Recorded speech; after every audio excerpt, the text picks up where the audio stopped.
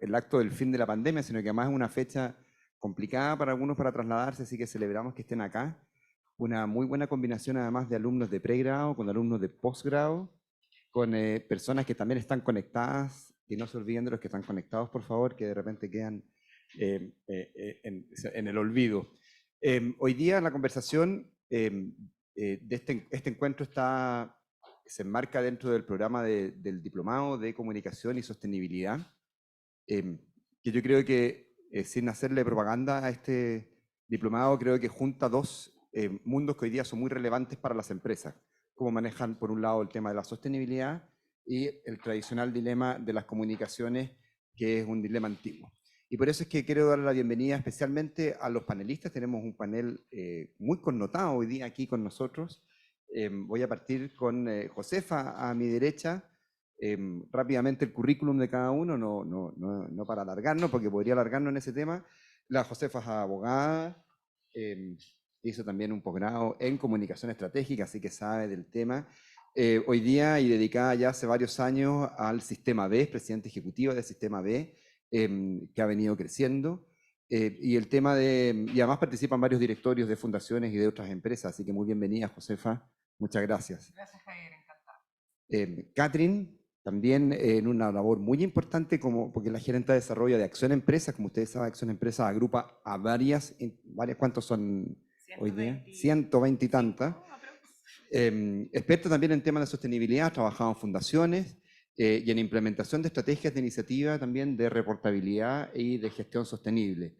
Así que, Catherine, muchas gracias por estar acá con nosotros hoy día. Muchas gracias por la invitación. Gusto estar acá. Kevin, economista, también con un posgrado en el MIT, y viene acá en su calidad de comisionado, es parte de la Comisión de Mercado Financiero desde que se inició la comisión, que allá poco tiempo. Kevin, ¿son cuántos años? ¿6? Son 6 años. Estuvo como gerente de política financiera en el Banco Central y estuvo también representando a Chile en el BID durante varios años en Washington. Así que también, Kevin, muchas gracias por estar acá. Muchas gracias por la invitación y buenos días a todos. Y tal como dijimos, en este tema de la comunicación y la sostenibilidad, quiero partir y entrando de lleno al tema.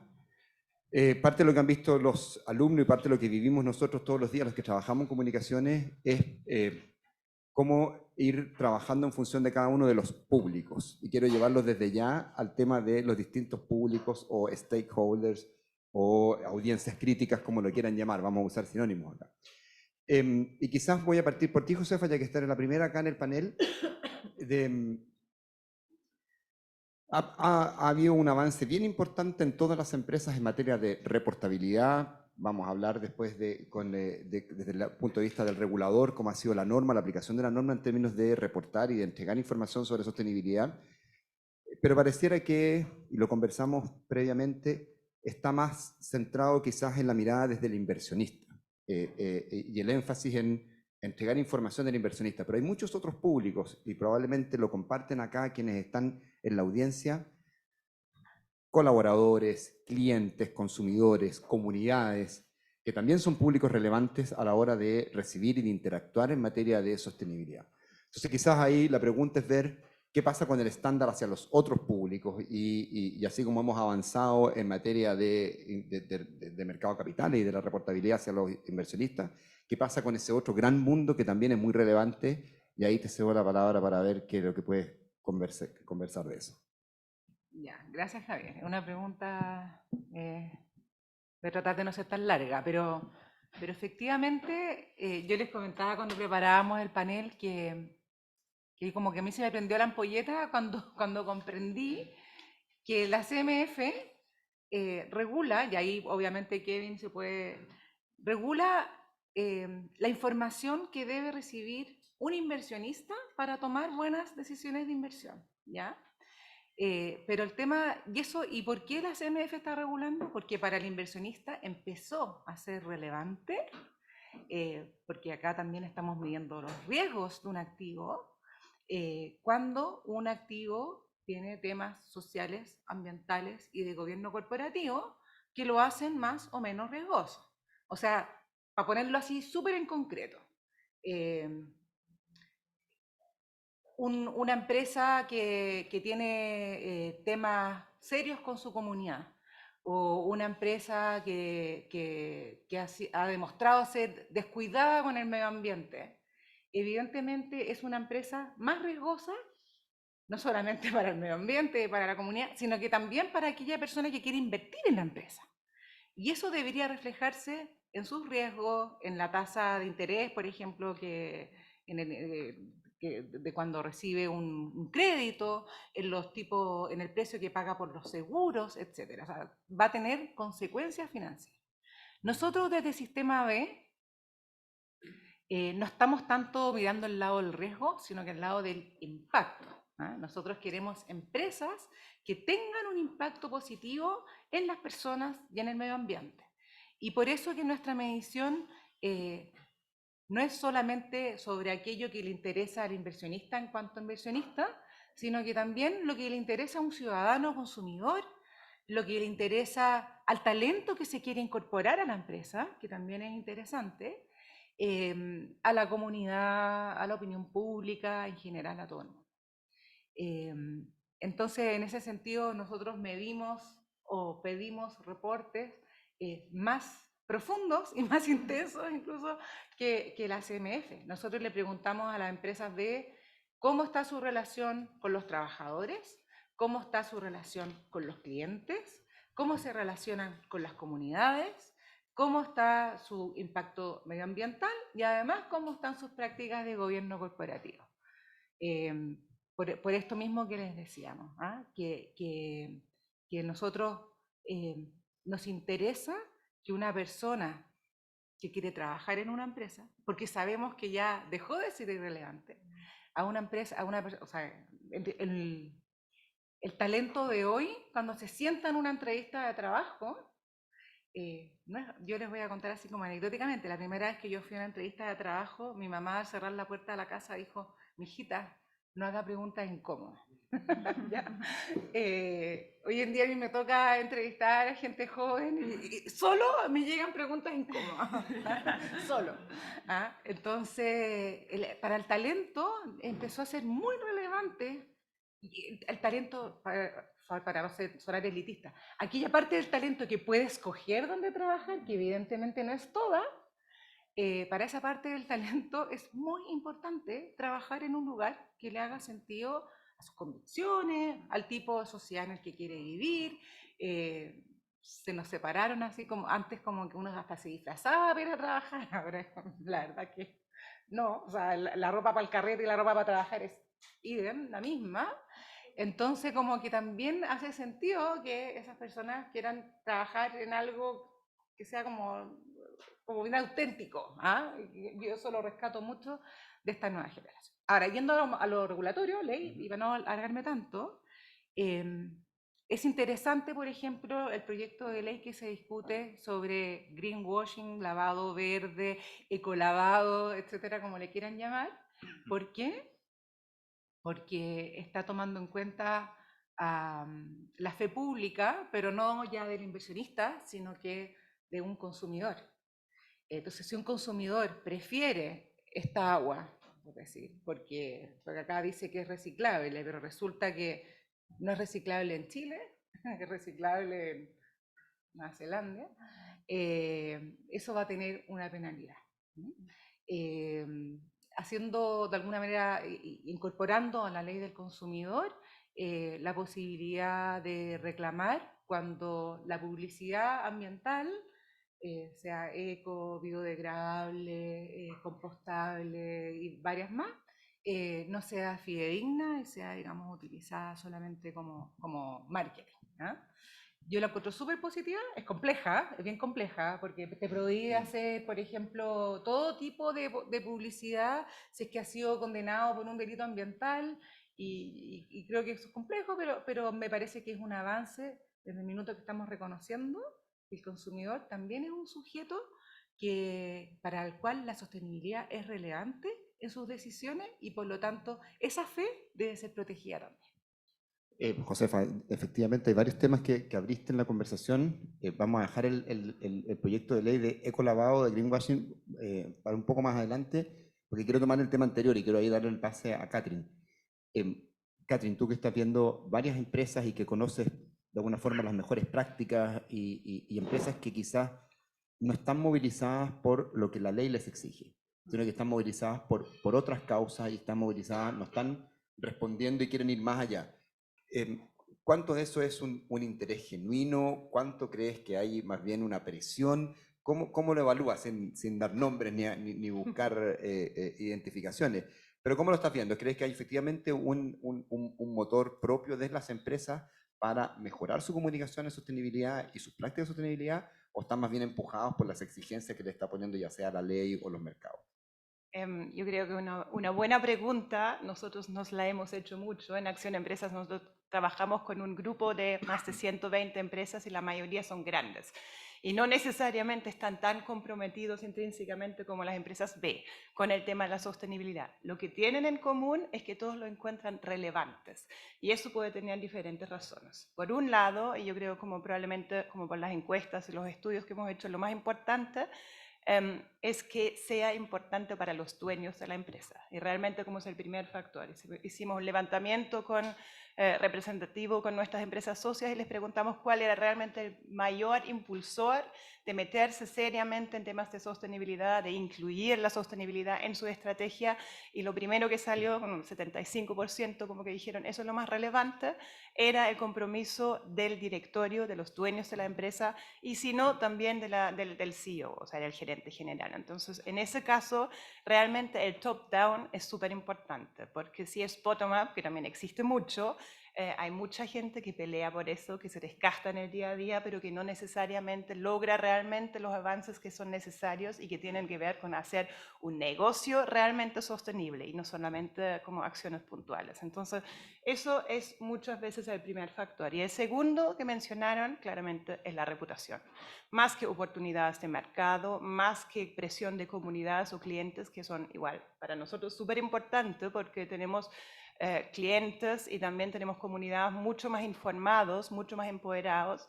Pero si preguntamos a los responsables de gestionar el tema, de coordinar el tema en las empresas, dijeron primero los dueños, segundo la reputación. Y en último lugar, realmente al final, presiones de los sindicatos, de los proveedores, que nosotros esperábamos en realidad ver más alto en ese ranking, pero eran de los más abajo. Entonces, tienes ese listado que es como bien objetivo, y ahí no puedo hablar para todo el sector privado en Chile, sino para los que son las empresas socias y que tienen esa característica de tener por lo menos un interés mayor. Y ahí la pregunta que tú hiciste, ¿realmente están convencidos o no?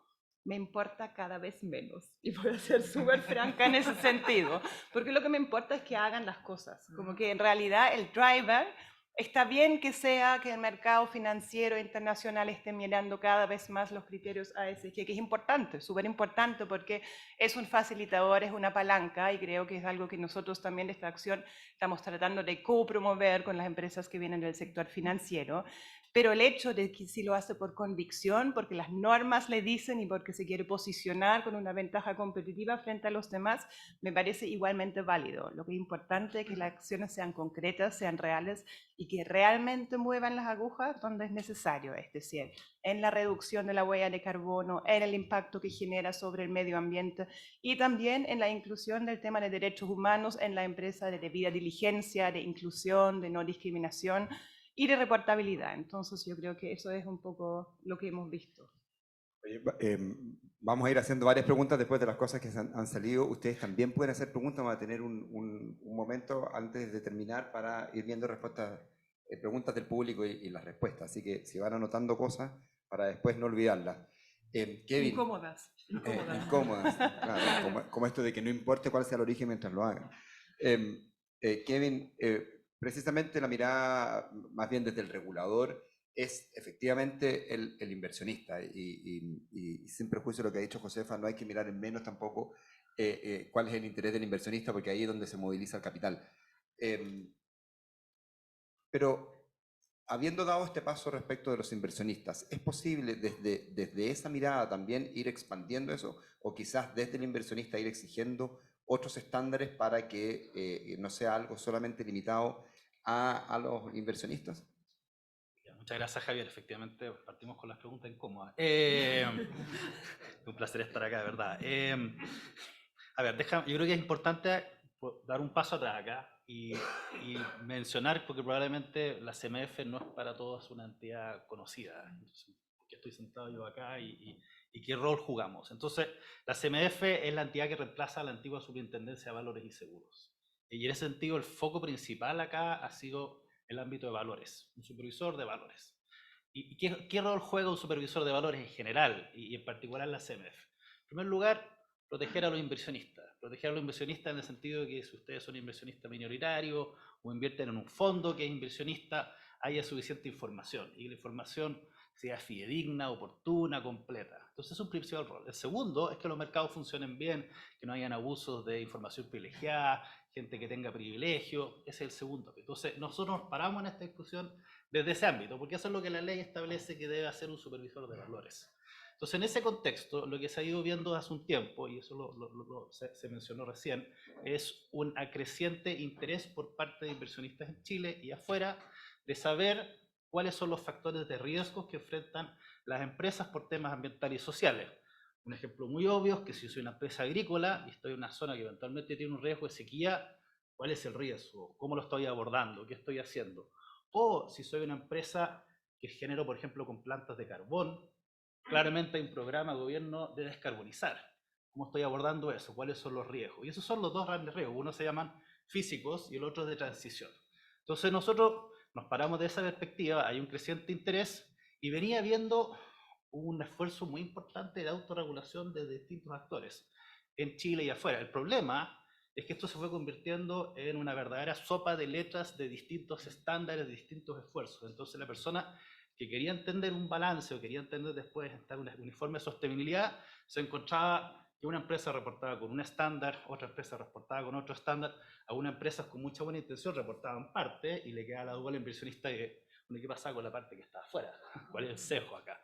Entonces, de esa perspectiva, nos paramos en decir, desde nuestro rol de supervisor de valores, ¿qué podemos hacer? Y lo que podemos hacer es justamente pedir por norma, que es la famosa norma 461, aquellas informaciones que son relevantes para inversionistas, materiales, que es el término económico, para el inversionista a la hora de decir dónde colocar recursos.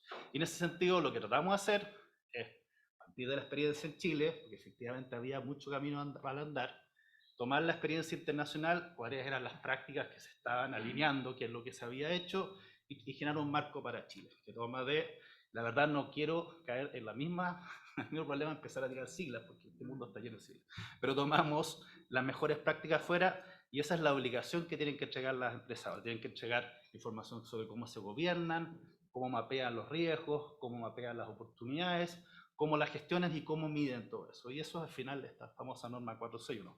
Así que sí, la verdad es que el principal objetivo es los inversionistas, pero habiendo dicho eso, el tener información estandarizada, que todas las empresas por lo menos reportan a la CMF, que son los que emiten valores de oferta pública, tengan que cumplir esto, que tenga obligación legal. Es un delito en Chile mentir en estados financieros o información que haya que entregar en valor de oferta pública. Entonces le pone una vara más dura respecto a, y si no reporto esto porque no me conviene, es un delito. Entonces se genera información estandarizada, comparable, verificable, y claramente esa información parte, o por lo menos nosotros nos dejamos caer con ese mandato, pero de verdad yo creo que es información que sí también le sirve a otros stakeholders. Entonces, el tener información sobre tus prácticas de proveedores, cómo pagas a proveedores, cómo evalúas la solvencia, perdón, la sostenibilidad de tus proveedores, tiene por lo menos desde nuestra perspectiva un origen desde el inversionista, pero sin duda que le sirve a varios otros stakeholders. Entonces yo creo que nace de ahí, es útil para otros, y bueno, también este es un tema que está muy vivo. Entonces, lo que se considera ahora información materialmente relevante para inversionistas no es algo estático, probablemente va a ir cambiando y algunos de estos stakeholders también van a ir teniendo información que es más relevante. En parte respondí, pero creo que es importante volver un poco al quite, pero a ese punto. A ver, pero quiero en una segunda ronda con ustedes llevarlos a cómo estamos en Chile respecto de otras prácticas. Después vamos a entrar en algunas doble clic de lo que han dicho. Pero en este panorama general, yo creo que ustedes todos tienen experiencia, tienen mirada también de lo que está sucediendo afuera, y ahí siempre al chileno le gusta compararse con el de afuera. ver cómo estamos. Quiero partir por ti, Catherine, que esta mirada de estas ciento y tantas empresas, ¿dónde crees tú que estamos haciendo un esfuerzo en materia de sostenibilidad y de comunicación de la sostenibilidad que parece ser destacado o destacable, donde quizás estamos moviendo de alguna forma el cerco y dónde estamos más rezagados? ¿Cómo lo ves?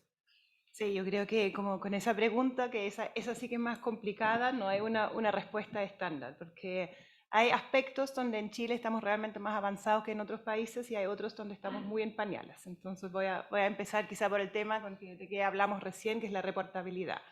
En cuanto a reportes, todavía se reporta bastante poco en Chile. Como el último ejercicio que hicimos, y tenemos una iniciativa que se llama Empresas Sumando Valor, que es en conjunto con la CPC, con la SOFOFA, con Pacto Global, y donde se hace un análisis de los reportes de sostenibilidad que existen. El último ejercicio tenía 143 reportes en total, que es súper poco considerando la cantidad general o la cantidad total de empresas que existen en Chile. Entonces, eso es lo primero, como son pocos reportes todavía.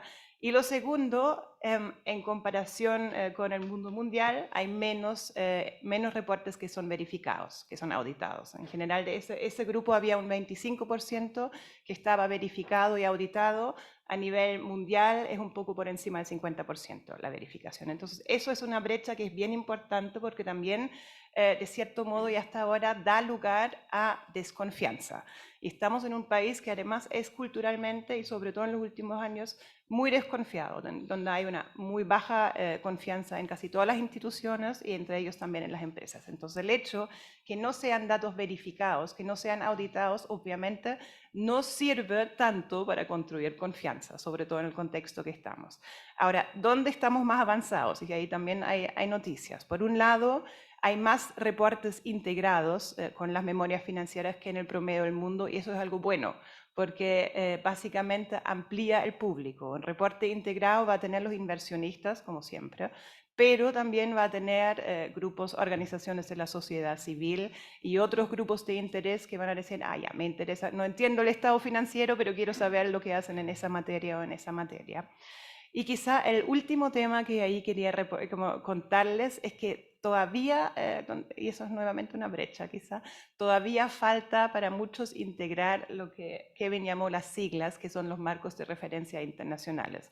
Uno súper importante para el tema de cambio climático es el TCFD, es una sigla, bueno, no voy a entrar en detalle, pero básicamente es un estándar internacional muy reconocido para que las empresas reporten cuáles son sus acciones para disminuir la huella, cuáles son también sus acciones de adaptación al cambio climático, y eso de una forma que se puede comparar a nivel internacional. Entonces ahí la nueva norma, la CMF, también hace referencia al TCFD, entonces yo creo que eso es como un importante paso para avanzar, para que sean también comparables, no solamente dentro de Chile, sino a nivel internacional. Y ahora, como para ir un poco más a otros aspectos, porque empecé por la reportabilidad, pero también tenemos experiencia en trabajar en los diferentes aspectos ASG en que trabajan las empresas, donde Chile está súper como pionero en comparación con el mundo y por el tamaño del país que es en el tema de la carbono neutralidad. Eso claramente tiene que ver con la estrategia de carbono neutralidad del gobierno y también tiene que ver con que para Chile es una oportunidad. Como yo creo que las características geográficas que hay en Chile son ideales para hacer mayores inversiones en las energías renovables y eso puede ser, como también con el hidrógeno verde, además un nuevo mercado de exportación. Entonces es un tema como donde tanto la ambición como las oportunidades posicionan a Chile como un pionero en el mundo. Donde no estamos tan pioneros es en adaptación al cambio climático y eso es raro porque nosotros somos un país que está súper expuesto a los riesgos climáticos, como hay 9 factores de vulnerabilidad y 7 de esos cumplimos acá en Chile, entonces ahí y en el tema de biodiversidad todavía hay una brecha enorme porque son temas complejos, son temas que tradicionalmente no se incluyeron en la matriz de riesgos y que todavía faltan muchas veces, sobre todo en biodiversidad, también esos estándares, esas siglas internacionales que les facilitan la gestión. Y no te separes del micrófono, Carly, que quiero hacer una pregunta ahí. Así como quizás en algunos aspectos estamos más destacados, como puede ser en el tema de la carbono neutralidad, y en los temas ambientales hay algunos más rezagados, ¿cómo estamos en otros ámbitos de diversidad, de inclusión, el mundo de las culturas internas también dentro de las compañías. ¿Cómo lo ves así a grandes rasgos? Sí, ahí voy a empezar con un tema que para mí como ha sido muy importante y como me ha llamado mucho la atención en Chile. Uno como de los compromisos que estamos fomentando de parte de Acción Empresas es el compromiso de las empresas con los derechos humanos.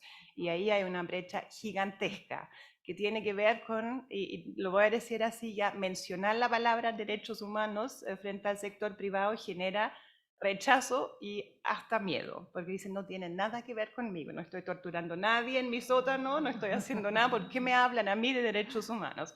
Y no es eso, como en realidad yo siento el marco de derechos humanos es un marco súper útil, muy relacionado con la sostenibilidad, porque básicamente lo que es el deber de la empresa es un deber internacionalmente y aceptado por Chile, es de respetar los derechos humanos de sus diferentes grupos de interés. Y ahí entran los colaboradores, pero también entran las comunidades donde tienen impacto, también entra la cadena de suministro, los proveedores, y también entra la sociedad como tal. Entonces, es una forma de involucrar a los grupos de interés, de ver cuáles son los riesgos reales e incluso potenciales e incorporarlo en la matriz y sobre todo también de generar una participación real, un diálogo con los grupos de interés que además es útil para la empresa porque es como un sistema de alerta temprano.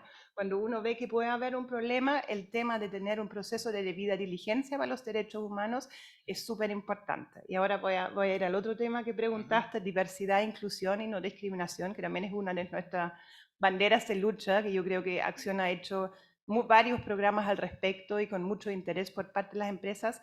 Ese es un tema donde yo siento en comparación Chile ha hecho mucho. Ahora, ¿cuán real es la implementación? Esa es quizás la pregunta que me queda, porque nos seguimos con una brecha gigante en términos de género. Tenemos un problema importante de trato en las empresas y la encuesta de bienestar social lo demuestra, como el lugar donde las personas se han sentido más discriminados es en el lugar de trabajo y eso es una señal de alerta que nos dice también que tenemos que hacer algo en las empresas para ver de otra forma a nuestros equipos y entender cómo nos relacionamos en el día a día.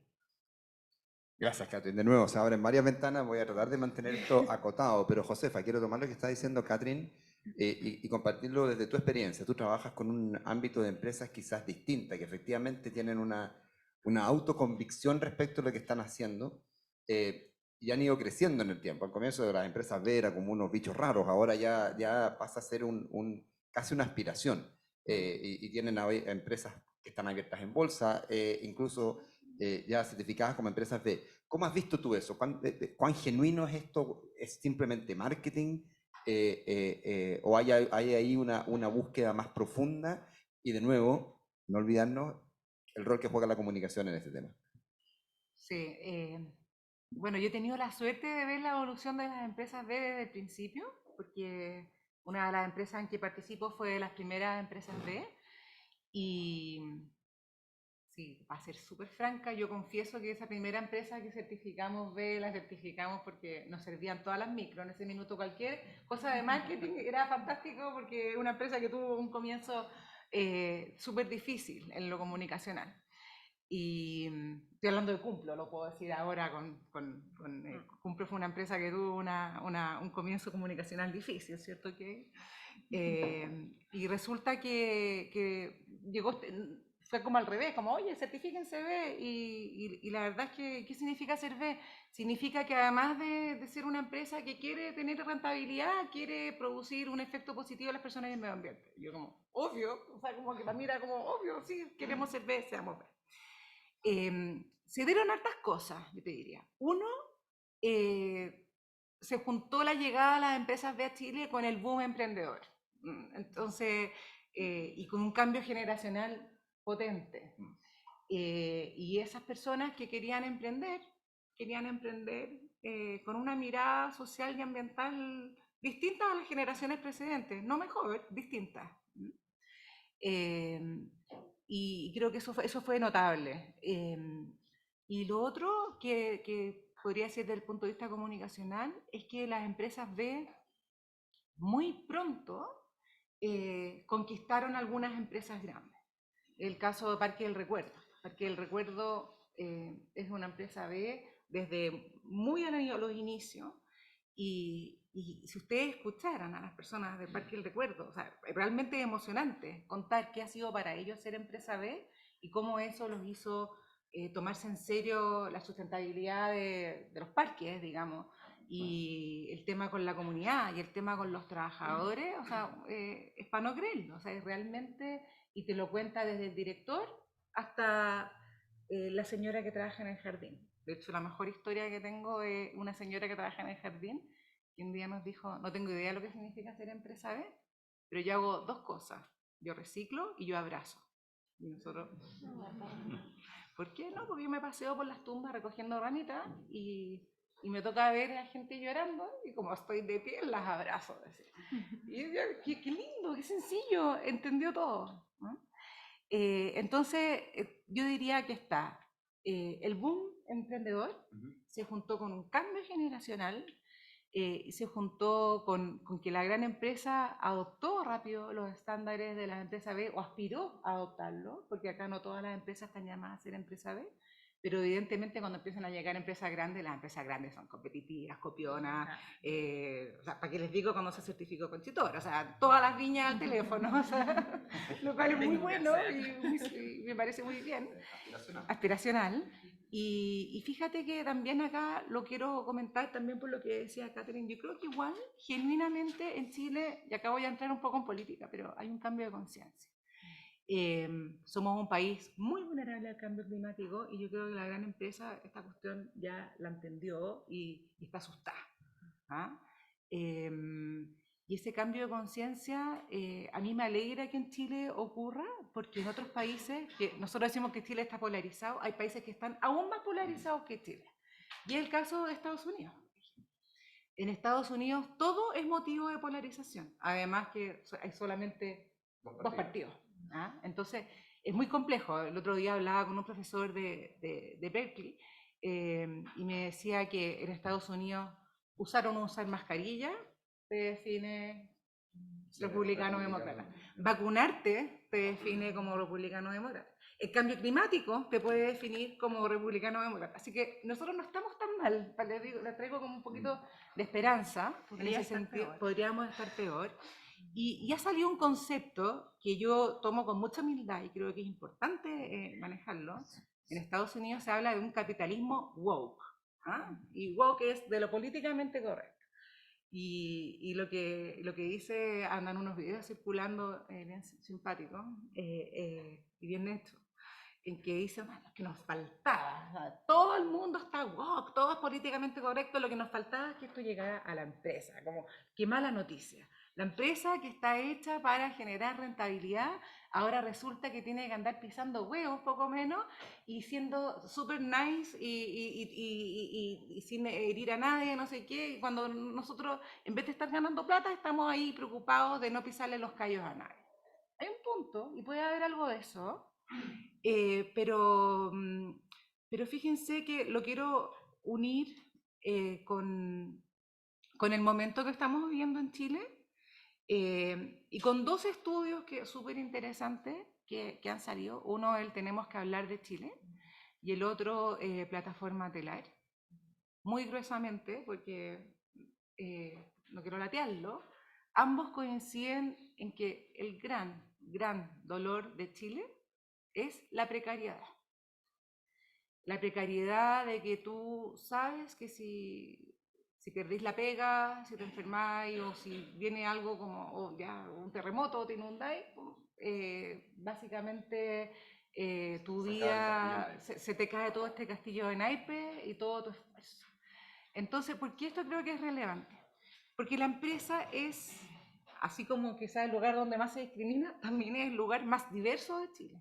No hay lugar, así como en Chile estamos segregados en salud, en educación, el lugar donde hay más diversidad es en la empresa. Por eso no es novedad que también sea el lugar donde se pueda discriminar más.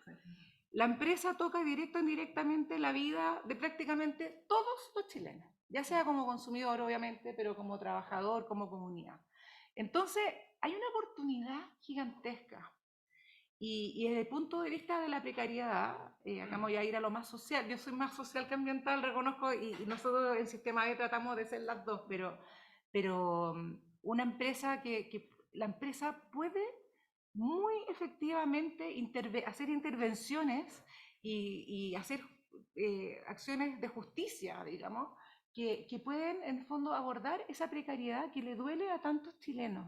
Y esa es una oportunidad tremenda, tremenda, tremenda, tremenda. Entonces, capitalismo woke, capaz que más woke que antes, capaz que más políticamente correcto que antes. Pero yo como ciudadana, y no puedo separarme yo, la Josefa Monge de las empresas B, como ciudadana, como madre de familia, no puedo separarlo del país en el que quiero vivir. Creo que eso ha sido el problema muchas veces de la empresa, que cuando decíamos los negocios son sin llorar o business is business, y no conectábamos con nuestra vocación, con nuestra aspiración de país que queríamos construir. Eso es lo que disoció el tipo de empresa como con el ciudadano. Entonces, para mí es súper importante, ustedes como comunicadores, a ver, perdón, voy a ir un paso atrás, Javier. No solamente como comunicadores, porque acá no podemos comunicar lo que no hacemos. O sea, por favor, nunca se les ocurra comunicar aquello que todavía no se hace, ¿ya? Pero ustedes como comunicadores sí pueden participar de alguna manera en el diseño de lo que se hace, ¿verdad? Porque a veces uno se programa, a mí me gustaría, ¿qué es lo que yo quiero comunicar? Quiero comunicar esto, pero esto se tiene que hacer primero, ¿ya? Entonces, en ese sentido, ustedes sí tienen un rol en que las empresas reflejen el tipo de sociedad en el que más o menos todos, el ancho camino del medio, como dice mi amigo Javier, más o menos todos queremos vivir. Y esa sociedad, yo creo que es una sociedad más inclusiva, más equitativa, y en lo ambiental decimos nosotros regenerativa. Y ahí creo que hay una oportunidad gigante. Gracias, Josefa. Tocaste un punto que vamos a abordar a continuación en la siguiente ronda de preguntas, pero que es precisamente el rol desde el punto de vista de la comunicación en la sustentabilidad, y muchos acá son llaneros solitarios o se sienten que en su propia empresa o en su propia iniciativa nadie los está escuchando, pero eso va a ser la última parte de la conversación. Antes, Kevin, quería abordar en esta mirada de cómo estamos en Chile respecto a otros países.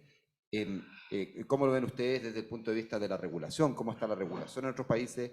¿Crees que en Chile todavía, tú mencionaste que esto era una cosa viva, que había que irlo mirando todo el tiempo, y eso significa, sin ánimo de que nos des una exclusiva acá de noticias, pero que la norma va a ser cada vez más exigente, o sea, que le van a ir subiendo de alguna forma la vara a las empresas chilenas?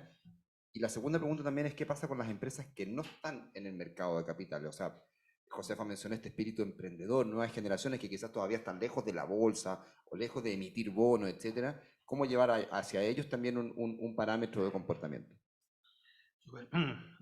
A ver, partamos por lo primero. Yo creo que, en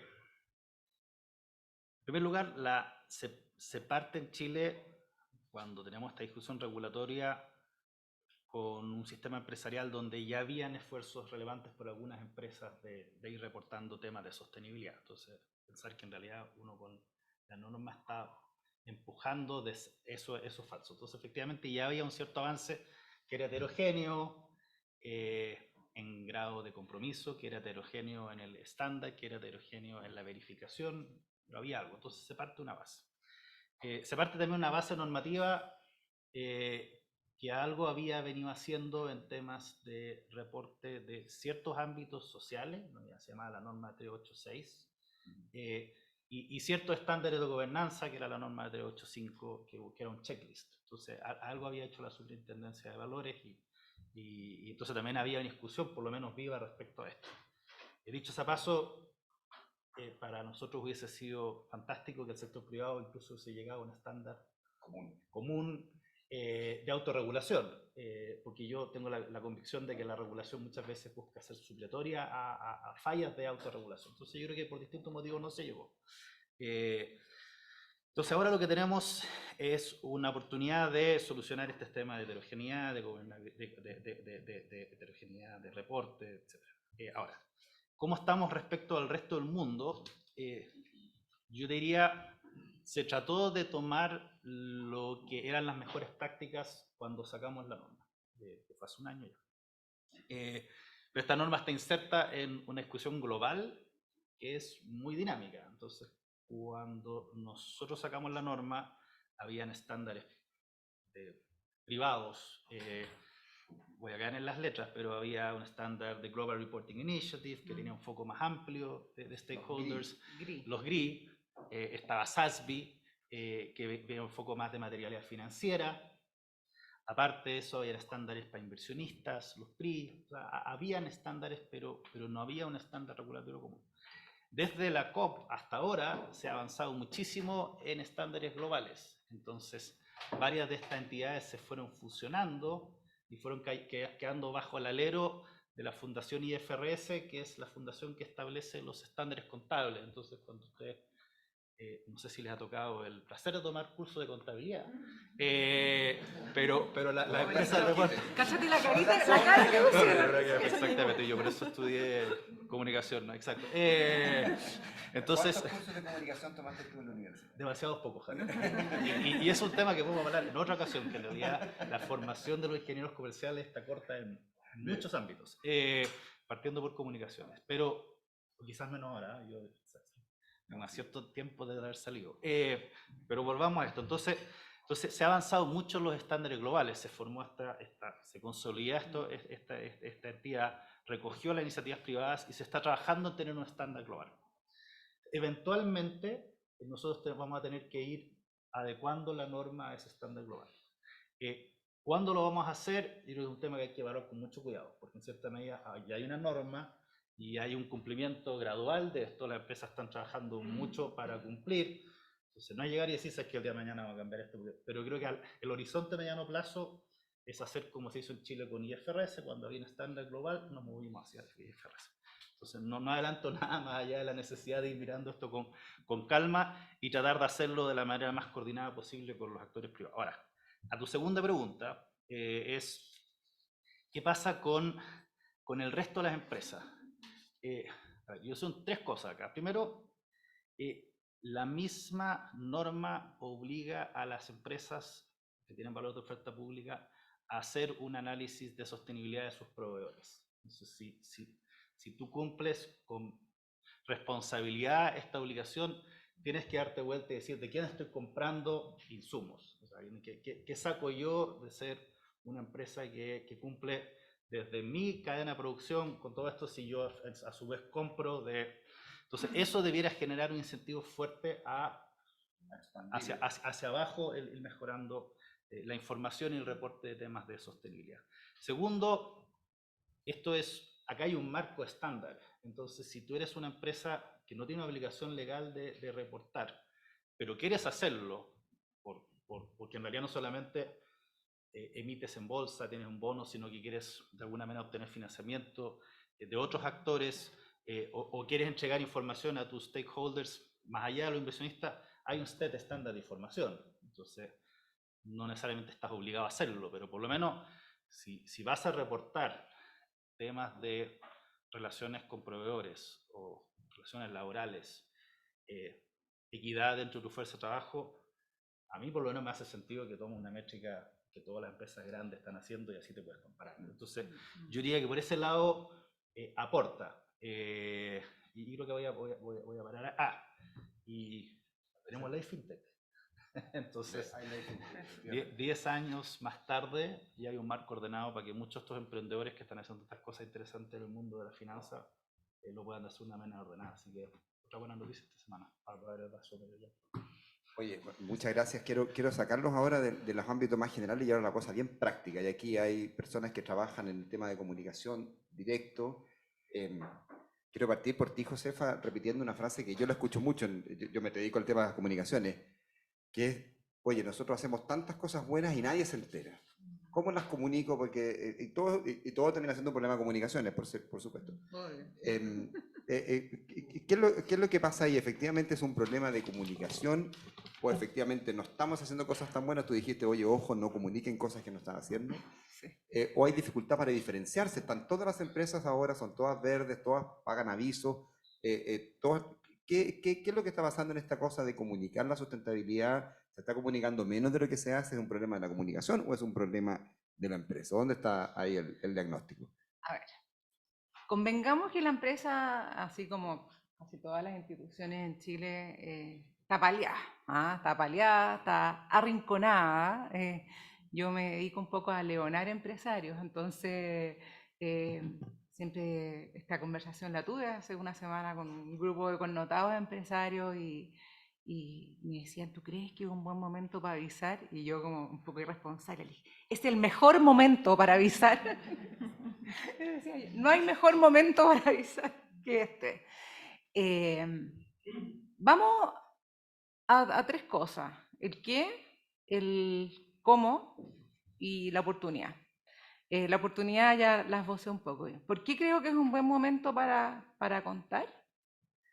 Perdón, voy a entrar en política de nuevo, pero súper, súper neutra y nice. De YouTube no sale, no te preocupes. No sale de YouTube. Yo creo que la empresa, o sea, estuvimos en una discusión constitucional tan intensa,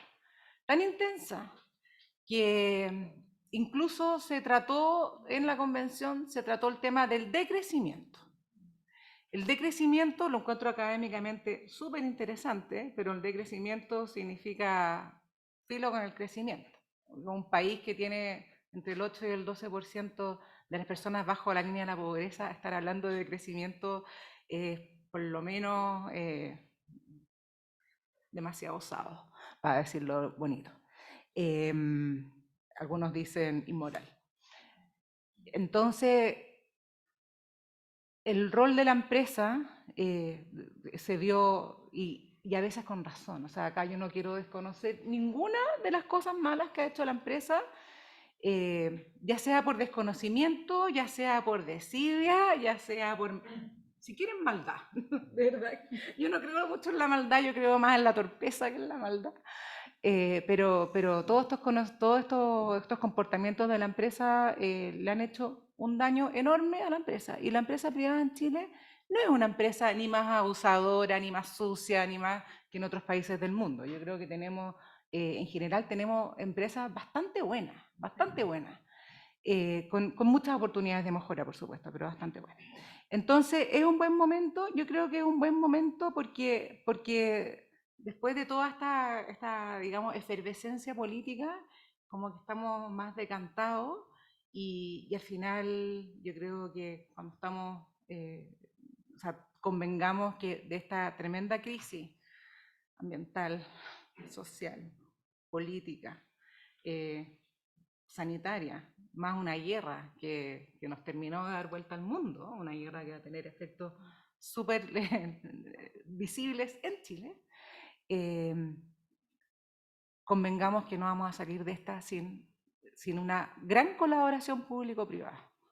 Entonces, por eso creo que es un buen momento para que la empresa cuente, no lo que quiere hacer, sino lo que ya está haciendo y que lo cuente, vamos al cómo, en un tono, yo soy fanática del tono, siempre le digo a Javier que la misma cosa dicha con un tono inadecuado se pierde. Tenemos que encontrar el tono, yo sé que no es fácil. El tono yo creo que tiene que ser un tono sencillo, tiene que ser un tono de constante aprendizaje, o sea, no acá vengo yo la empresa que se la sabe toda y la hizo toda bien. No, eso no va a resultar jamás. O sea, tiene que ser un tono desde el aprendizaje, desde la verdad de que en el fondo esa verdad tiene que ser reconociendo los errores, tiene que incluir ese reconocimiento del error y también tiene que hacerse cargo de las brechas. O sea, tampoco podemos contar solamente lo lindo y olvidarnos de lo feo, que era el gran tema de los reportes de sustentabilidad antigua, que en el fondo tú leías el reporte de sustentabilidad y decías, se la sustentabilidad lo hace todo bien. Y no, hay que reconocer las brechas, hay que reconocer también aquello que tú aspiras a cambiar, pero no lo cuentes hasta que lo hayas hecho. ¿Ah? Y dijimos el qué, el cómo, la oportunidad, ya creo que estamos más o menos. Es la hora. Es la hora. Y ahí una pregunta al tiro, Catherine, a ti. Desde tu experiencia también en las empresas, ¿cómo estamos en comunicación de la sostenibilidad? ¿Se puede hacer más? ¿Qué pasa? De alguna forma lo conversamos previamente. ¿Qué pasa con los formatos también? ¿Qué pasa con las redes sociales? ¿Qué cosas se pueden hacer que nos ayuden a difundir de mejor forma las iniciativas de sostenibilidad dentro de las empresas? Ya. Perfecto. Voy a tratar de contestar desde la experiencia que tenemos con las empresas. Primero, estoy súper de acuerdo con la José respecto a que es el momento de comunicar. Hay un dicho en Alemania que dice, haz el bien y después difúndelo, habla de él, o sea, no te quedes piola, porque realmente como eso genera una palanca y genera una tensión para los demás de seguirte. Entonces yo creo efectivamente estamos en un momento donde es importante hacer las cosas bien y después comunicarlo. Y ahí está como también quizá el peligro en que se caía antes, como muchas declaraciones de lo que se quiere hacer o muchas comunicaciones de cosas, voy a decir, más puntuales. Porque es como también parte de la pauta noticiosa. Me gané ese reconocimiento, nos dieron ese premio, fantástico, pero esos son todos puntuales. En realidad, la comunicación de una estrategia de sostenibilidad, la comunicación sostenible, es un proceso, es coherente. Y ahí también vuelvo a como el viejo dicho que todo comunica. Uno puede tener la mejor campaña de comunicación de sostenibilidad que muestra todo el lado bonito de la empresa, pero si tú al mismo tiempo tienes una empresa donde pasan todos los días, toda una comunidad, todos los trabajadores, y tú ves que sale el humo, para hacer un ejemplo muy burdo, muy básico, que contamina el ambiente, esa campaña no va a ser creíble.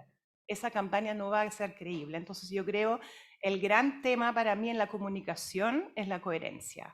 Y eso es desafiante porque no depende solo de ustedes, eso depende de su poder de influencia sobre las otras áreas de la empresa.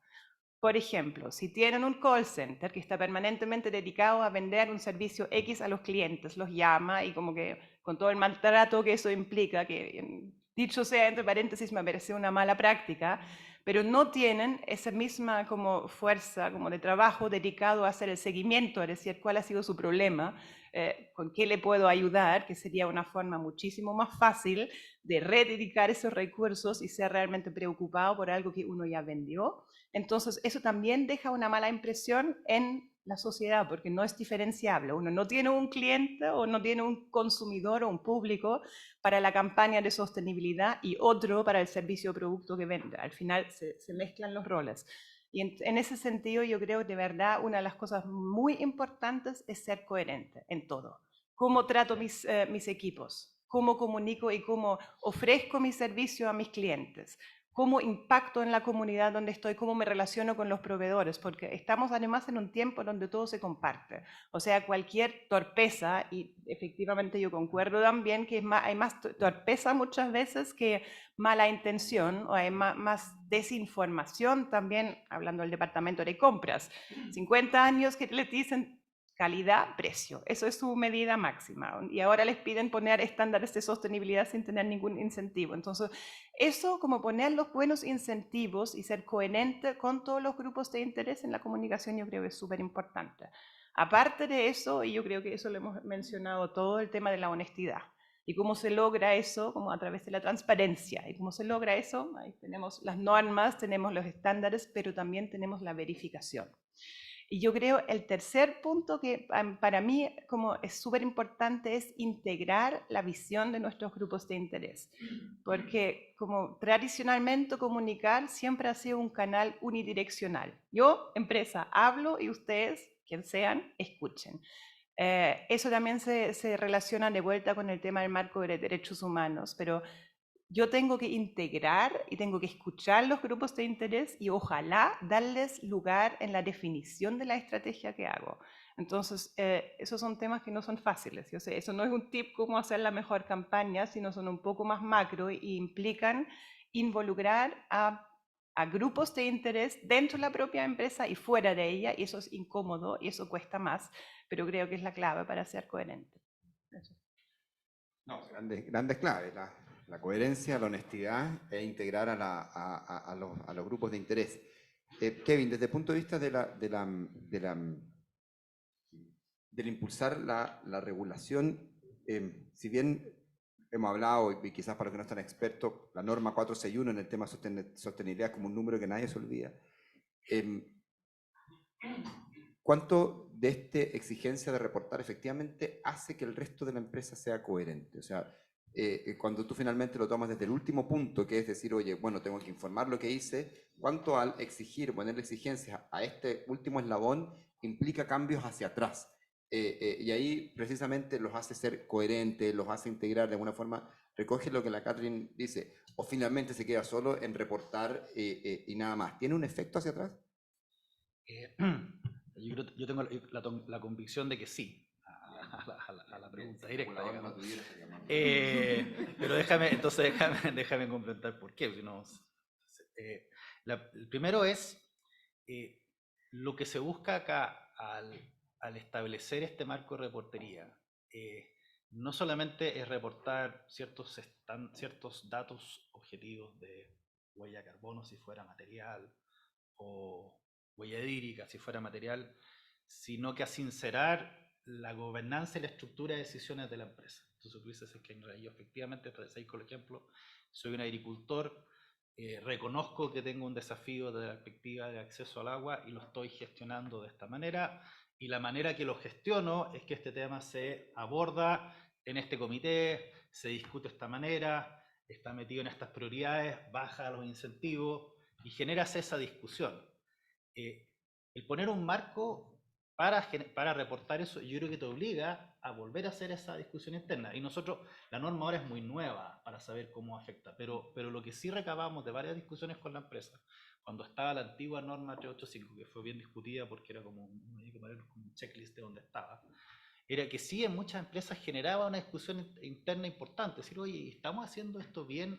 ¿Por qué nos están pidiendo esto y no lo hacemos? Entonces yo creo que efectivamente el proceso de generación de una reportería bien hecha debiera generar un debate interno y debería mejorar los estándares. Después tú visibilizas esto y te comparas con el resto.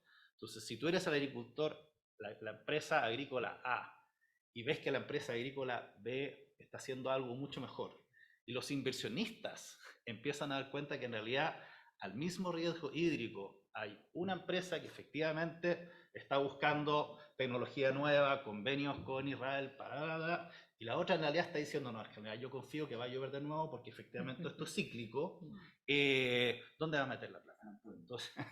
Entonces yo creo que efectivamente el visibilizar esto genera, es un poquito lo que uno aprende como el rol de los mercados financieros, genera incentivos muy claros a hacer las cosas bien, porque si no, si yo soy un inversionista en Chile o afuera y tengo que poner algo de plata en una empresa de nuevo agrícola, ¿dónde la voy a colocar?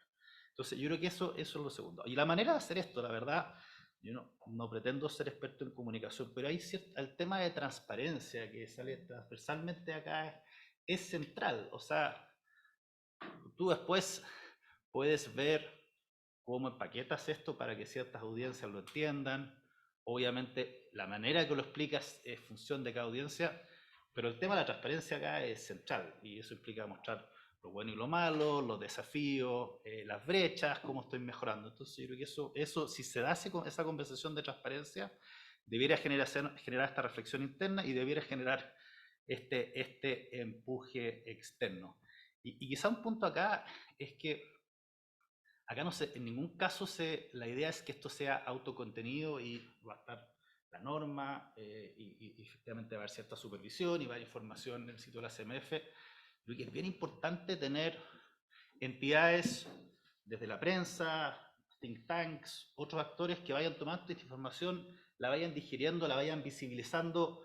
Un comparador bien hecho es tremendamente potente para generar cambios, tremendamente potente para visibilizar la información. Entonces yo creo que paralelo a esto, el reporte, una discusión de assurance que no hemos tenido, pero que faltaba la conversación, después hay una tercera capa y yo creo que ahí las universidades, los think tanks, los centros de pensamiento tienen un rol bien importante en visibilizar, comparar. A veces las comparaciones es fácil, pero por último genera conversaciones de nueva vuelta como para el tema. Entonces yo creo que en ese sentido, ahí viene mi sí. Muy interesante. Quiero abrir el foro por si alguien tiene preguntas. Nos quedan algunos minutos todavía o dudas. Yo tengo que compartir el micrófono al que... Ah, y hay otro micrófono. Bien. Ahí la Carola tiene la mano levantada. Pero no necesariamente en el Zoom. Me gustaría profundizar a raíz de lo que comentó Carolina. ¿Dónde están los desafíos? Hola, les pediría profundizar en dónde ven ustedes los grandes desafíos o brechas en el ámbito de los derechos humanos en las empresas, porque efectivamente se ve como un tema extraño, lejano, incómodo. de abordar. Ya, voy a tratar de dar una respuesta como inicial y después les voy a invitar a complementen. Los derechos humanos tienen que ver con derechos como de acceso al agua, como derecho de vivir en ambientes libres de contaminación, con derecho a trabajo, a una seguridad social básica, y eso es algo que el Estado debe garantizar y la empresa debe respetar. Entonces, lo que tiene que hacer la empresa es revisar con los grupos de interés cómo sus acciones afectan esos derechos. Primero, si los afectan y después cómo los afectan. Y lo que es peor, no solamente lo tienen que hacer ellas mismas, que las grandes empresas sobre todo, sino también se tienen que preocupar cómo lo hacen los proveedores. Y te voy a dar un ejemplo súper sencillo que lo vimos en el programa que tenemos de formación de derechos humanos y empresas. Una minera grande hace un camino hacia la mina, empiezan a circular camiones muy pesados por un pueblo donde antes no pasaba nadie. Pasan por la plaza del pueblo, donde cruzan los niños todos los días para ir al colegio. No, ni siquiera es la empresa misma, es un proveedor de la minera que hace ese trabajo y lo hace lo mejor posible. Incluso puede ser con atributos sostenibles de los camiones, pero ¿qué implica eso para ese pueblito que está al lado de ese camino que antes estaba perdido en la montaña, que ahora tiene una mejor vía de acceso, pero también tiene un riesgo real, potencial, súper importante? Entonces, ¿qué estoy haciendo yo, empresa, para mitigar ese riesgo, para prevenir que pasa algo? O, que es peor, si ya pasó algo, y eso es un ejemplo quizá más pequeño, pero como los mal llamados territorios de sacrificio, que nadie quería como territorio de sacrificio, pero al final sí son territorios donde es muy difícil vivir una vida sana.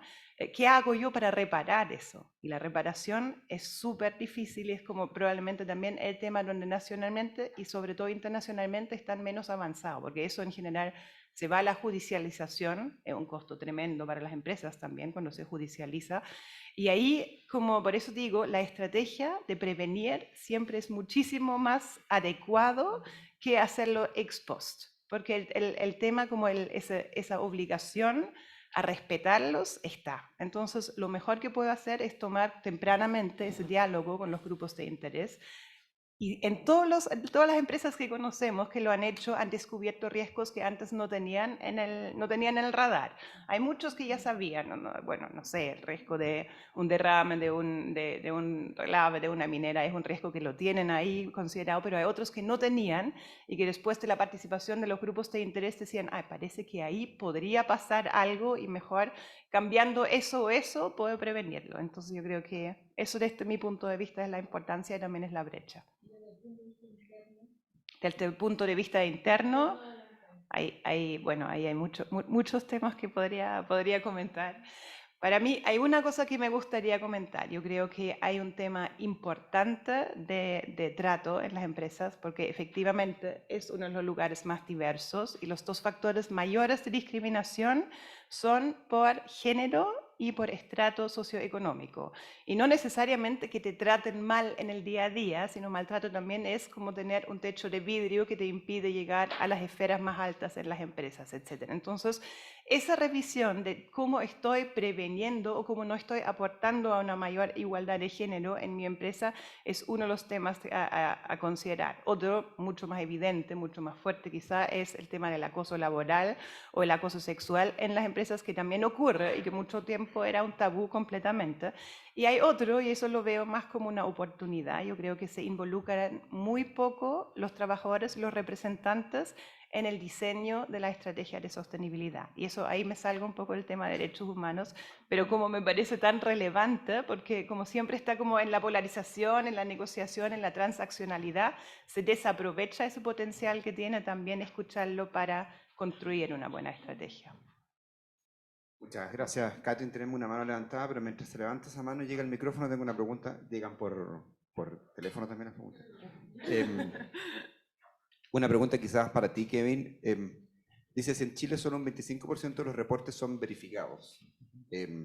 ¿Cómo podemos tener certezas de los avances en sostenibilidad? Y quizás eso es algo que nos puede proveer la implementación de la nueva norma, de saber cómo estamos avanzando como país. La respuesta es que conforme vaya entrando la obligación de reporte de la famosa norma 461, que es gradual dependiendo del sector. Vas a tener empresas que están obligadas a reportar bajo un mismo estándar, que son legalmente responsables de ese estándar, y por lo tanto va a haber un set de información cada vez más amplio y más robusto respecto a temas. Entonces, la práctica, una de las cosas la principal cosa que va a lograr la norma es ir avanzando a que sean 25 empresas, que pasemos a más de 300, porque son las sociedades anónimas las que emiten bonos, y aparte ciertas sociedades anónimas especiales como las compañías de seguros, los bancos por ambos lados, otras entidades que están en el sector financiero. Entonces va a tener un conjunto amplio de empresas que tienen un set común. No todos los indicadores van a ser iguales, porque obviamente depende justamente una de las discusiones más desafiantes en esto es que es lo materialmente relevante, y obviamente para una empresa minera la huella hídrica es de primera prioridad. Para una institución financiera lo es desde una perspectiva indirecta, de su cartera más que... Pero sí, yo creo que al final una de las cosas que debiera lograr efectivamente eso, y el desafío está, y eso lo hemos estado abordando con un manual de supervisión de buenas prácticas y con trabajo interno, de que esto tiene un peso en la medida que efectivamente sea verificado. Y es un rol que claramente le cabe al supervisor, eso no hay nada. Bien, bien, gracias Kevin. Tenemos allá una pregunta.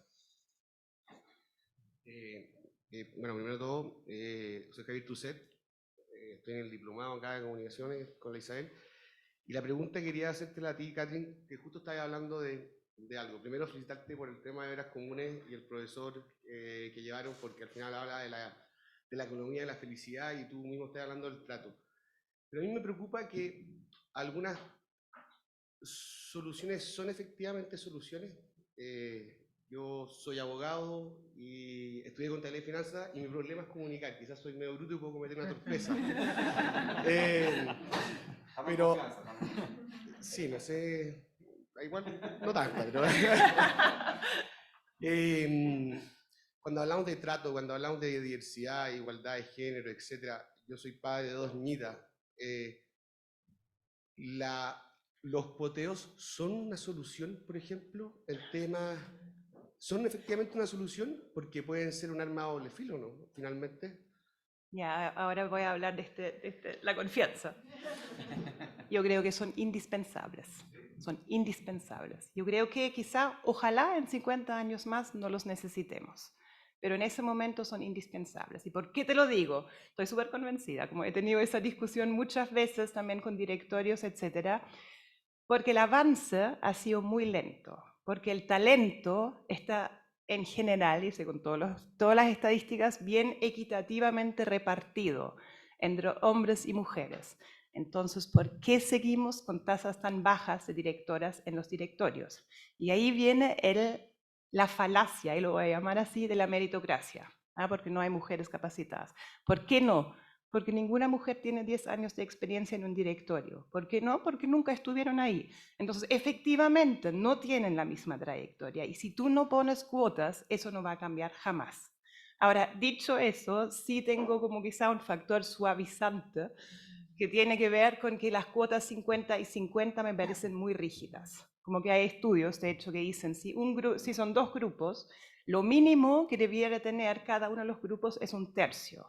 Porque si es menos que 1/3, ese grupo se hace minoritario y no habla con la misma libertad que habla cuando tiene el 30%, donde siente que tiene un peer group que lo va a respaldar en caso de decir algo más tensionador. Entonces yo creo que quizá el 50-50, no sé si es lo más adecuado, no me voy a meter ahí, pero sí creo que son indispensables, porque si no vamos a estar eternamente diciendo si no hay gente que lo sabe hacer, no hay mujeres en ese caso, y creo que de verdad es una falacia. Mi pregunta justo iba por el tema de 50 y 50 en los temas políticos. Y quería ver la opinión porque yo también creo que hay que asegurarse estos cupos, más promoverlos. Yo digo, no tengo muchas mujeres. Y quiero que ellas sean capaces de... Pero me parece muy buena tu respuesta en señalar que finalmente el 50 y 50 es muy duro, pero igual en el gobierno, con toma de decisiones o no sé, ahora con la etcétera, igual se busca 50-50, y ahí es cuando digo el voto de las mujeres que votaron por hombres y quedaron fuera por 50 y 50, como es un arma de doble filo, entonces por eso iba mi pregunta. Ahí le vamos a dar también la palabra La a Josefa, Josefa que quería quiere... decir Yo quería complementar, Entrar aquí sí, a jugar. este es un tema apasionante, ¿eh? Sí. Y lo quiero conectar con lo que estamos hablando. En toda empresa y todas las personas tenemos puntos ciegos, cosas que no vemos, no son cosas, insisto, no es que seamos malas personas, no vemos, y si no vemos, no actuamos. ¿Ah? Entonces, no solamente en el género, yo acá quiero hacer que levantemos la mirada y abracemos la diversidad, no por culpa, porque es muy mala idea perderse la diversidad. A mí me carga hablar desde la victimización, ¿verdad? Que creo que no hay nada más desempoderante que sentirse víctima. Por eso que yo digo al revés, la oportunidad, no nos perdamos la diversidad. Y cuando digo no nos perdamos la diversidad, obviamente me refiero a la diversidad de género, pero también me refiero a la diversidad de origen, tanto territorial como social. También me refiero a la diversidad de formación. O sea, no puedo creer que todavía hayan empresas en Chile que solamente tienen en sus directorios ingenieros civiles. O sea, es que no puede ser. ¿Para qué quieres 8 opiniones iguales? Es que, de verdad, es que te juro que no, yo no lo entiendo, de verdad que no lo entiendo. También acá hay un tema de que, y digámoslo sin culpa, digamos que al final el tema de los directores, a veces el premio al amigo y colega, como dicen los taxistas, al amigo y colega que fue tan fiel, entonces ya en premio te voy a dar un directorio. Hay un tema también en la cuota que es complejo, que es, me carga decirlo así, pero ¿quién se come el cupo de las mujeres? Y termina siendo el cupo del institucional, por ejemplo. Porque como que la AFP como que dice, ya, filo, yo me pongo con la mujer, pero entre los dueños ninguno quiere ponerse con la mujer. Yo, de verdad que yo me agarro la cabeza con manos y digo como que, no, es que yo me siento expropiado si me dicen como que, pero te lo digo de verdad, es una vulneración de mi derecho de propiedad que yo no pueda escoger a mi primo hermano ingeniero igual que yo en el director, era para Himalaya, ¿verdad? Entonces lo ven como una vulneración al derecho de propiedad, ¿ya? Y en eso igual, o sea, hay un punto, o sea, tu derecho de escoger exactamente a quien quieras, pero por eso que yo quiero ir como a la base de en tu derecho de propiedad, para que tu empresa sea más propia, para que tu empresa tenga menos puntos ciegos, para que las discusiones en el directorio sean relevantes, sean atingentes, se abran a los dolores de la sociedad, a los dolores de la industria.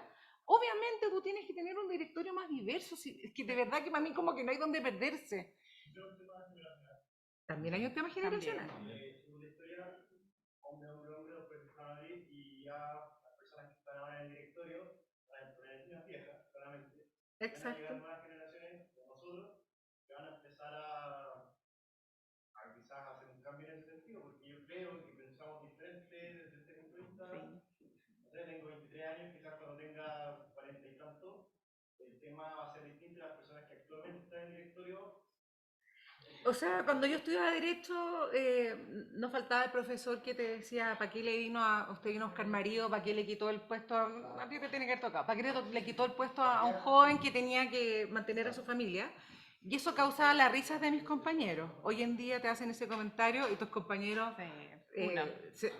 sea, bueno, es que me odio la funa, pero los compañeros en el fondo salen a debatirle al profesor. Y es muy importante que estén los hombres también en esa, digamos, pero voy a interrumpir la conversación para que no la abordemos solo desde el punto de vista. Tenemos una pregunta que va a ser la última, la tuya. Voy a intercalar otra que llegó por WhatsApp, que me parece también relevante, que es el rol de las ONG. ¿Cuánto es un rol facilitador o cuánto al revés es un rol, preguntan acá polémicamente, un rol que dificulta los avances en sostenibilidad? Y quizás ahí... los dos somos ONG, ¿no? Sí, nosotros somos ONG. Sí, así que por favor.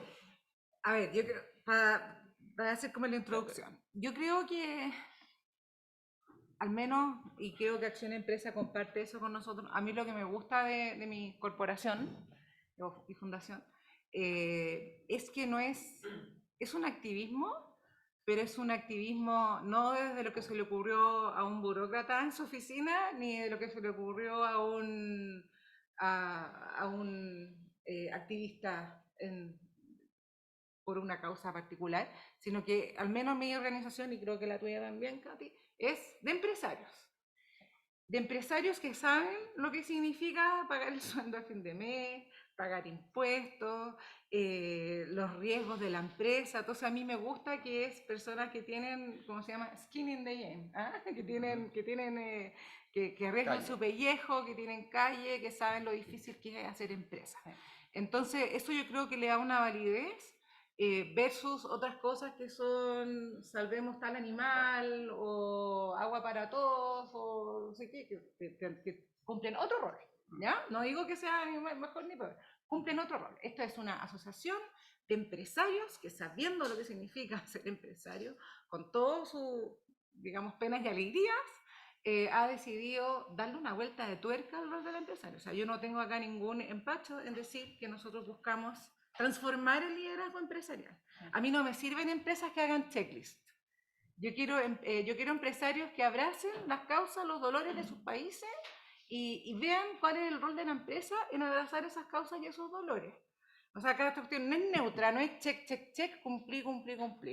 Nosotros acá vamos un paso más allá. Queremos empresarios no arrinconados, queremos empresarios que saquen la cara por las empresas y que construyan empresas que representen el tipo de sociedad que queremos. Bueno, súper de acuerdo con lo que dice Josefa, obviamente. Nosotros en Acción somos una fundación, pero se sorprenden. Siempre dicen, son un gremio, ¿no? Tienen muchas empresas socias que les pagan, son un gremio. No, es una fundación sin fines de lucro que está dedicado justamente a eso, a cambiar e incentivar un liderazgo empresarial desde una convicción que el desarrollo sostenible es el único camino que tenemos. Dicho eso, obviamente, nuestras dos organizaciones quizá no son la típica ONG en que pensó la persona que hizo la pregunta, porque las ONG, las fundaciones muchas veces tienen causas y tienen un activismo muy decidido. Nosotros trabajamos permanentemente para tensionar sin romper. Nosotros estamos convencidos que necesitamos las empresas para avanzar y necesitamos trabajar en conjunto con el sector público, con la academia, con la sociedad civil, pero también con el sector privado, para hacer los cambios realmente importantes de paradigma que necesitamos para el desarrollo sostenible. Y en ese sentido, hay un pro y un contra en el activismo. El activismo no convoca tanto, el activismo tiende más a la funa, como tú dijiste, y la funa, la crítica, no productiva a veces genera un daño real. O sea, como esa pregunta de ¿será el momento de comunicar? Porque quizá como me salga una palabra mal y me van a claro, qué susto. Eso tiene que ver con ese clima. Ahora, no lo vamos a cambiar. Vivimos en una era donde están las redes sociales, donde está el activismo, donde está muchas veces también el fake news, y eso es la realidad que nos tocó. Entonces, como que nos guste o no, es a que nos enfrentamos. ¿Qué tiene de bueno el trabajo con las ONG? Yo creo que varias cosas. Primero, están siempre empeñados en poner los temas en la palestra. O sea, lo ponen ahí, hacen las preguntas incómodas, nos desafían y nos obligan también a mirar las cosas que quizá no estábamos haciendo bien o los puntos ciegos, como lo que no estábamos viendo. Y en ese sentido cumplen un rol súper importante también para generar ese avance y para tensionar. Y por otro lado, y para eso tenemos muchos ejemplos, hay muchas empresas que trabajan en conjunto con ONG en cualquier cantidad de temas, en biodiversidad, en trabajo social, en los barrios, en trabajo con grupos excluidos, con grupos minoritarios, y eso es súper importante porque son expertos también, son expertos en lo que se necesita ahí y en el trabajo con los grupos de interés, y la colaboración ahí de verdad mueve las cosas de otra forma. Oye, muchas gracias. Estamos pasado el tiempo, así que la última pregunta tenemos ahí prometida y tiene que ser la respuesta súper corta. La respuesta tiene que ser corta. La pregunta puede ser más. Hola, soy Josefina Troncoso, trabajo en las comunicaciones también. Tiene que ver algo como que de alguna manera ya lo respondieron, pero es saber cómo cambiamos el mindset de los dueños y directores de empresas, si los esfuerzos son suficientes, porque ustedes al parecer ya lo hacen, pero ¿es suficiente? ¿Quiénes más están involucrados ahí? Mira, esto se abordó hace un ratito, pero yo creo que si tú quieres realmente tener coherencia, es muy difícil no incorporar a los dueños. Nosotros en las empresas B le pedimos a todas las empresas B que hagan una reforma de estatuto. Esa es la manera en que subimos a los dueños al carro. Porque la reforma de estatuto, o sea, en los estatutos participan los socios y accionistas, ¿verdad? Entonces los socios y accionistas de la empresa se comprometen mediante una reforma de estatutos a que el interés social de la empresa incluye la generación de rentabilidad, pero no se limita a la generación de rentabilidad. Por lo tanto, incluimos dentro del objeto la generación de un impacto positivo en las personas y el medio ambiente. Que eso acá los abogados presentes van a entender que es lo que salva este tema de la supremacía del accionista y todo eso. Katy decía, yo ahí discrepo un poquito con ella, que le da lo mismo si es por convicción, lo mismo si es por convicción, si lo hacen por marketing, pero que lo hagan. Yo sí, pero, estoy de acuerdo, pero a los que ya estamos un poco metidos en este mundo, nos damos cuenta que se nota demasiado. Se nota demasiado cuando la empresa lo hace solo por el marketing y al final el consumidor, el talento que entra con una promesa y después se encuentra que la cuestión no era tan convencido, como que al final, que lata, ya llegó el gerente de sostenibilidad. Entonces como que esas cosas se notan y que crean una semi-desilusión.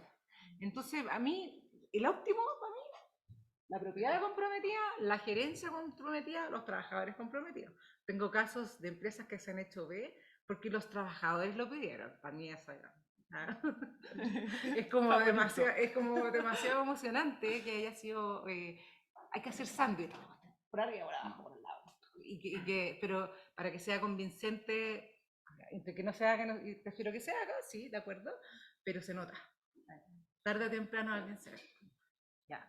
Súper corto, la pregunta que tú hiciste, si es suficiente, nos lo hacemos todos los días en Acción. De verdad, ¿cómo metemos más a los directores? Yo creo que la norma ayuda muchísimo, la responsabilidad legal de los directores ayuda muchísimo, pero también ayuda mucho como invitarlos, porque hicimos un estudio con el ESE respecto a la percepción y respecto al conocimiento de los directores, y los directorios sí sienten una alta presión por preocuparse por los temas sociales y ambientales, y al mismo tiempo dicen tener poco conocimiento. Y ahí vuelvo también al tema del género, porque las que tienen potencialmente un mayor grado de conocimiento, y no sabría decir por qué, son las mujeres, como que están más metidos en esos temas, y yo creo que ahí también está el aporte de la riqueza, la diversidad, que es necesario.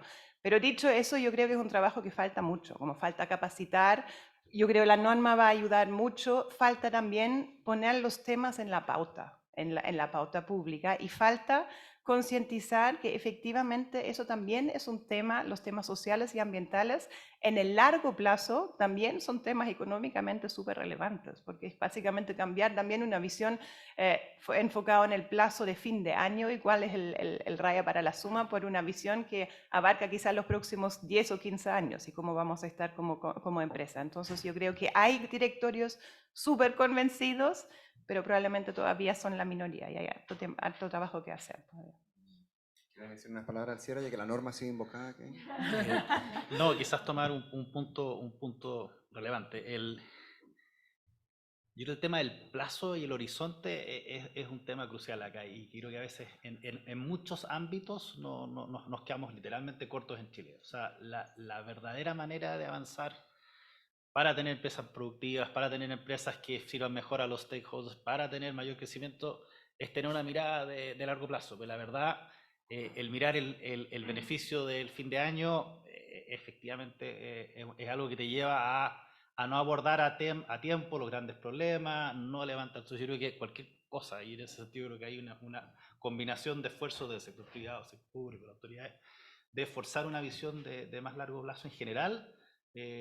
Va a arrastrar con esa visión a muchos de estos problemas, porque efectivamente son problemas que si no se solucionan en el largo plazo terminan inviabilizando, generando pérdidas, generando conflictos. Entonces quizás el tema del plazo, por lo menos para mí, es una de las piezas centrales, y no deja sorprenderme en el día a día que uno se encuentra con personas que siguen pensando que en realidad todo lo que hay que hacer es llegar a septiembre, porque en realidad hay cosas, eso no funciona. Así que yo creo que ese es un punto que es tremendamente importante. Bueno, muchas gracias, Kevin, Katrin, Josefa, Javier, por su entusiasmo, por su generosidad en compartir sus experiencias en este tema que da para mucho. Gracias también a todos los que asistieron, a los alumnos del diplomado que tengo el privilegio y el gusto de dirigir, a quienes se conectaron desde sus casas también, muchas gracias.